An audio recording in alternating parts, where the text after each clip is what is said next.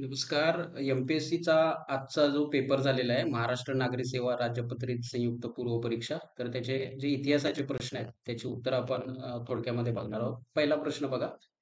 11 April 1942 रोजी Congress working कमिटीने नाकारण्यासाठी ठराव पारित केला. तर त्याचं अचूक उत्तर आहे क्रिप्स योजना. ठीक आहे. क्रिप्स योजना नाकारण्यासाठी तो प्रस्ताव पारित केला गेला होता. त्यानंतर मवाळांना शांत करण्यासाठी आणि मुस्लिमांचे समर्थन मिळवण्यासाठी इंग्रज सरकारने इंडियन कौन्सिल ऍक्ट 1976 कोणत्या सुधारणा केल्या?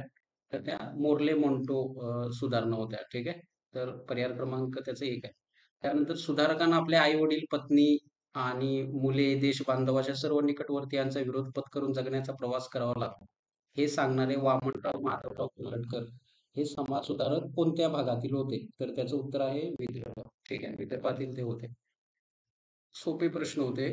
मुघलकालीन न्यायव्यवस्थेतील शिक्षा आणि शिक्षेचे स्वरूप यांच्या अचूक जोड्या जुळवा. तर हद्द, ताजीर, किसास आणि तशहीर हे सगळे उर्दू शब्द आहेत आणि ती शिक्षा कोणत्या स्वरूपाची होती?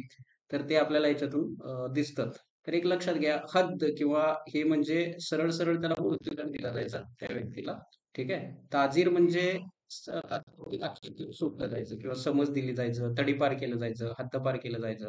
ठीक आहे. आणि किस्सास म्हणजे जशास तसे म्हणजे किस्सास हे थोडं समजून घ्या.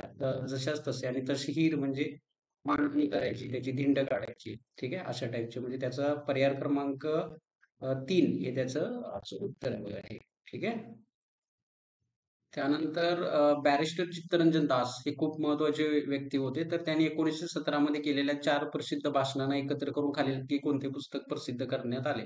तर हा सिंपल म्हणण्यापेक्षा थोडा गोंधळणारा प्रश्न होता. तर इंडियन्स फॉर इंडिया असं काही नाही. इंडिया फॉर इंडियन्स हे त्याचं उत्तर आहे. ठीक आहे. इंडियन्स हे नाही, हे पण नाही आणि हे पण नाही. पर्याय क्रमांक 2 ही त्याची अचूक उत्तरं आहेत. तर हैदराबाद संस्थान विलिनीकरणात मार्गदर्शक म्हणून भूमिका बजावणारे लेफ्टनंट जनरल कोण होते? ठीक आहे. तर त्याचं उत्तर बघा, के एस करिअप्पा होते, राजेंद्र सिंग होते, श्री नागेश की सर रॉबर्ट लॉकहार्ट. तर त्याचं उत्तर आहे श्री नागेश. ऑपरेशन पोलो तुम्हाला माहित असेल पोलो. तर त्या संदर्भात तो प्रश्न आहे. आता शेवटचा प्रश्न म्हणजे बघा, की मुघल बादशाह सरकारने 1584 मध्ये खान ए खानान म्हणजे किंग ऑफ किंग्स म्हणजे राजांचा राजा ही पदवी कुणाला दिली? तर त्याचं उत्तर आहे अब्दुल रहीम. ठीक आहे. ते त्याचं उत्तर आहे. म्हणजे ते नवरत्न होते बघा, नवरत्न. ठीक आहे. नवरत्ने. तर त्यामधला हा एक होता आणि खान ए खानान म्हणजे राजांचा राजा. ठीक आहे. राजांचा राजा असं त्याचं हे आहे. उत्तर आहे. उरलेले प्रश्न आपण पुढील भागामध्ये पाहूया. Thank you. Please subscribe, like and share. Thank you.